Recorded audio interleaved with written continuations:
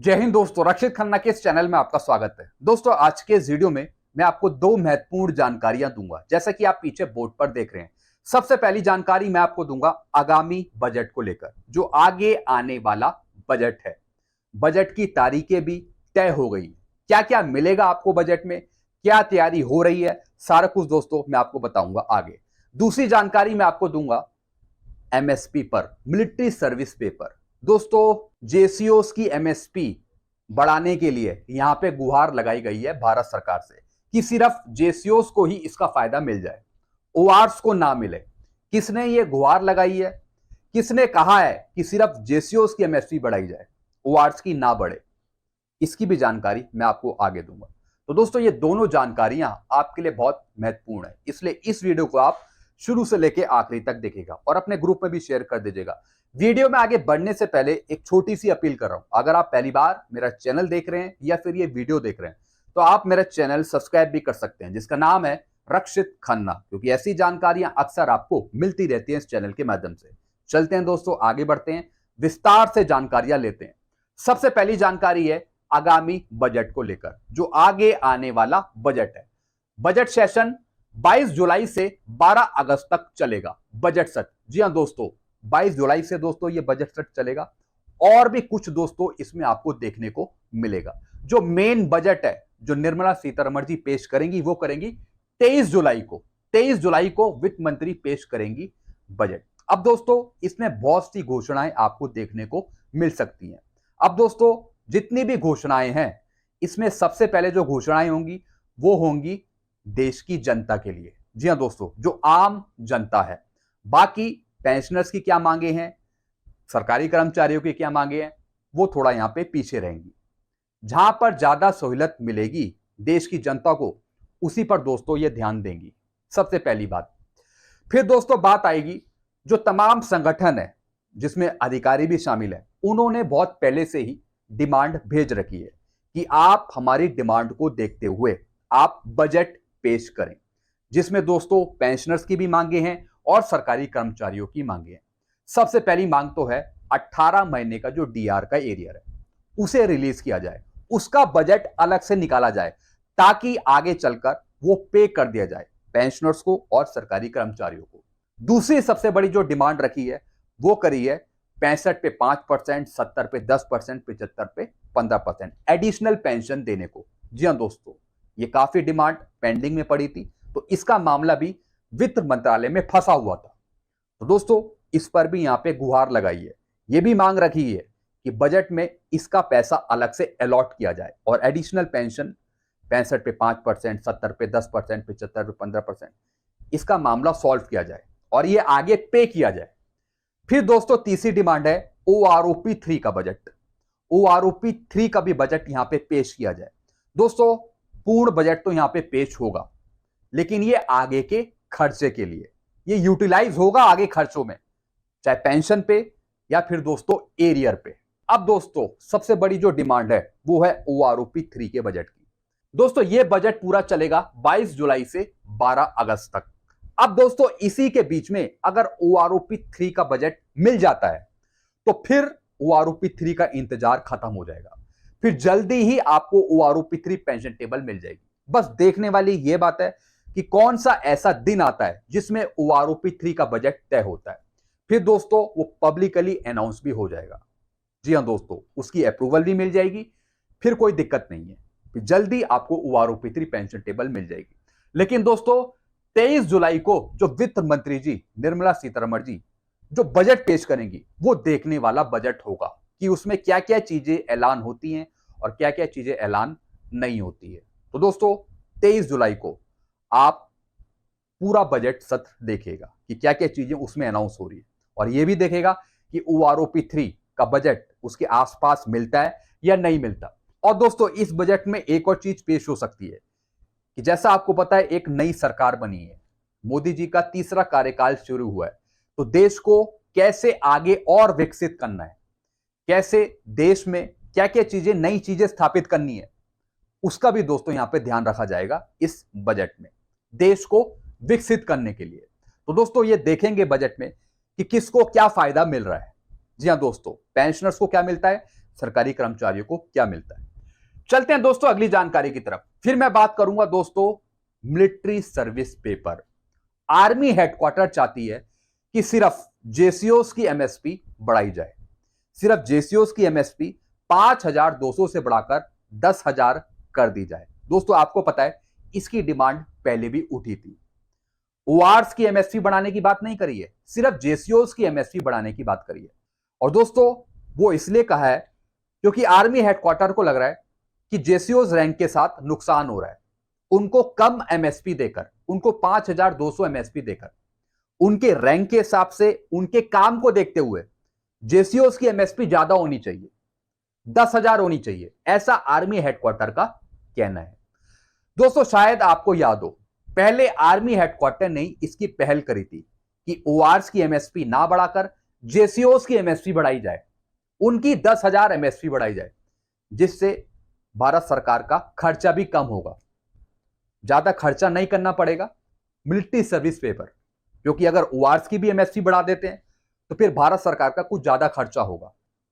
लेकिन मेन जो मकसद था आर्मी हेडक्वार्टर का वो यही था कि जेसीओस की रैंक के हिसाब से, उनके काम के हिसाब से उनकी एमएसपी बढ़ाई जाए, और उसकी तुलना में ओआरस का जो रैंक है, उनका जो काम है वो कम आता है, यानी वो कम है, इसलिए उनकी एमएसपी 5,200 ठीक है। दोस्तों ये सबसे बड़ा भेदभाव करा है आर्मी हेडक्वार्टर ने, अगर वो ऐसा करते हैं। क्योंकि दोस्तों मिलिट्री सर्विस पे का जो मतलब है, जो असली मीनिंग है वो यही है, जिससे ज्यादा जोखिम, जिससे ज्यादा रिस्क, उसकी हाई एमएसपी, उसे ज्यादा एमएसपी। तो दोस्तों बॉर्डर पे कौन खड़ा रहता है, रिस्क सबसे ज्यादा किसे है? तो दोस्तों हमारे आधार पे ओआरस की भी और जेसीओस की भी एमएसपी बढ़नी चाहिए। सिर्फ जेसीओस की एमएसपी बढ़ाने को लेकर हम क्यों कहें? भैया साथ में ओआरस भी तो हैं, उनकी एमएसपी कौन बढ़ाएगा? क्या ओआरस आर्मी का हिस्सा नहीं है? वो क्या किसी दूसरे देश से आए हैं? तो दोस्तों ये आर्मी हेडक्वार्टर यहां पे गलत कर रहा है। दोस्तों अगर आप इसका खर्चा देखें कि अगर सिर्फ जेसीओस की एमएसपी बढ़ाई जाए तो कितना खर्चा इसका आएगा। अगर 10,000 एमएसपी बढ़ाई जाती है सिर्फ जेसीओस की, तो दोस्तों इसका कुल खर्चा है 610 करोड़। 600 करोड़ इसका खर्चा है। अगर आप ओआरस भी उसमें शामिल कर दें तो दोस्तों ये खर्चा और बढ़ जाएगा। लेकिन दोस्तों आर्मी हेडक्वार्टर ने पहले ये अपील करी थी कि सिर्फ जेसीओस की एमएसपी बढ़ाई जाए, लेकिन दोस्तों यहां पे मिनिस्ट्री ऑफ फाइनेंस ने यह मामला रिजेक्ट कर दिया था। मिनिस्ट्री ऑफ फाइनेंस ने कह दिया था कि हमारे पास पैसा ही उपलब्ध नहीं है, हमारे पास पैसा ही नहीं है एमएसपी बढ़ाने को लेकर। लेकिन दोस्तों यह मामला फिर से उठा है कि सिर्फ जेसीओस की एमएसपी बढ़ाई जाए। फिर दोस्तों आर्मी हेडक्वार्टर यहां पे क्या कहती है?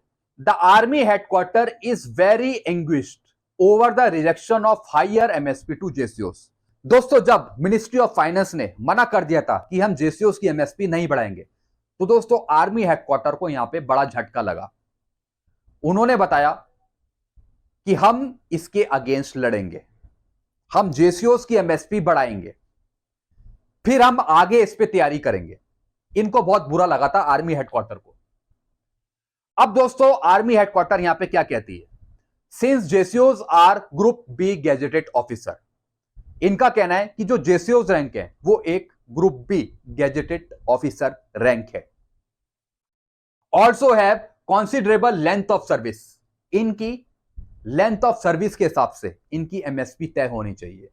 ये अपनी पूरी सर्विस करके आते हैं और ओआरस के मुकाबले इनकी सर्विस भी हाई रहती है, यानी कॉन्सिडरेबल लेंथ ऑफ सर्विस रहती है, एक अच्छी लेंथ ऑफ सर्विस रहती है जेसीओस की। It is incorrect to grant them MSP on par with the jawans. फिर दोस्तों इनका कहना है कि भारत सरकार यहां पे गलत कर रही है, ओआरस के मुकाबले जेसीओस को कम एमएसपी दे रही है, यानी ओआरस और जेसीओस में आर्मी हेडक्वार्टर यहां पे भेदभाव कर रहा है एमएसपी के मामले में। दोस्तों ये गलत है, क्योंकि दोस्तों ये यहां पे रैंक के हिसाब से एमएसपी तय करना चाह रहे हैं। आर्मी हेडक्वार्टर सर्विस के हिसाब से एमएसपी तय करना चाह रहे हैं, बल्कि एमएसपी रिस्क के हिसाब से तय होनी चाहिए। जिससे ज्यादा रिस्क उसे ज्यादा फायदा। It is very unfair said a military officer who wished not with the name. जी हाँ दोस्तों, इनका यह भी कहना है कि ये अनफेयर है, जेसीओस के साथ भेदभाव है, जेसीओस के साथ उनको कम एमएसपी दे रखी है, यह गलत है।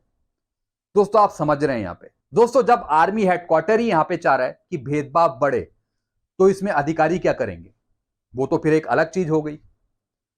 दोस्तों मेन कॉन्सेप्ट आप समझ रहे हैं जो मैं आपको समझाना चाह रहा हूं। ओआर जेसीओस की जो एमएसपी है वो रिस्क के आधार पर काम करनी चाहिए। ओआर्स की भी एमएसपी बढ़े, जेसीओस की भी एमएसपी बढ़े। जी हां दोस्तों, मैं सिपाही से लेके सूबेदार मेजर तक की एमएसपी बढ़ाने के पक्ष में हूं।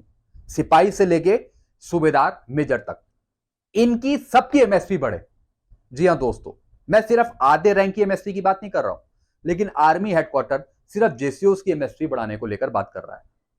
यह गलत है। तो दोस्तों आप भी इसका विरोध करिए, क्योंकि दोस्तों अगर आपके साथ ऐसा होता है तो कितना बड़ा यह भेदभाव हो सकता है। इससे और भेदभाव बढ़ेगा, और बढ़ेगा दोस्तों भेदभाव। आपस में आप किसी से मिलना चाहेंगे, फिर आप कहेंगे कि ये जेसीओस रैंक है, इनकी हाई एमएसपी है, ऑटोमेटिकली दोस्तों ये भेदभाव और बढ़ेगा। तो इसे खत्म करने के लिए यहां पे सबकी समान एमएसपी की जाए। दोस्तों अगर आप मेरे वचन से, अगर आप मेरी बात से सहमत हैं तो आप नीचे कमेंट जरूर करिए और मेरी इस आवाज को हर एक जगह पहुंचाइए, क्योंकि दोस्तों मैं इस फेवर में नहीं हूं और आप भी इस फेवर में नहीं होंगे कि सिर्फ जेसीओस की एमएसपी बढ़े। ओआर्स की क्यों नहीं बढ़े? जिस तरीके से जेसीओस की बढ़े उसी तरीके से ओआर्स की भी बढ़े, जवानों की भी बढ़े, मैं इसके हक में। और दोस्तों जहां तक बजट की बात है, भारत सरकार हमेशा बजट का ही रोना रोती है। अगर उसे 20 रुपए देने हो, अगर उसे 30 रुपए देने हो आपको, तब भी वो रोएगी। अगर उसे 5 रुपए देने हो तब भी वो रोएगी कि भैया हम 5 रुपए क्यों दे रहे हैं, इसमें से कुछ बच जाए। ऐसा नहीं होना चाहिए। अगर देना है तो खुले मन से दो, दिल खोल कर दो। मैं ऐसा भारत सरकार को कहता हूं, अगर देना है तो अच्छा दो, इतना अच्छा दो ताकि जो लेने वाले हैं वो पलटकर पूछे नहीं। जी हां दोस्तों, अब जैसे आप मिठाई का डब्बा देते हो तो उसमें आप 3-4 मिठाई डाल के देते हो, सिर्फ 3-4 पीस डाले और दे दिया। नहीं दोस्तों अगर देना है तो खुलकर दो, ताकि लेने वाले का दिल भी खुश रहे और मन भी खुश रहे। मेरा ऐसा कहना है। मैं ये नहीं कह रहा हूं कि बहुत दे दिया जाए, बहुत दे दिया जाए, मैं ऐसा नहीं कह रहा हूं। अपनी झोली के हिसाब से दो, लेकिन इतना दो ताकि अच्छा लगे लेने वाले को। यह मेरा कॉन्सेप्ट है। वीडियो आपको अच्छा लगता है, वीडियो को लाइक करें और चैनल को आप सब्सक्राइब कर सकते हैं। Thank you so much.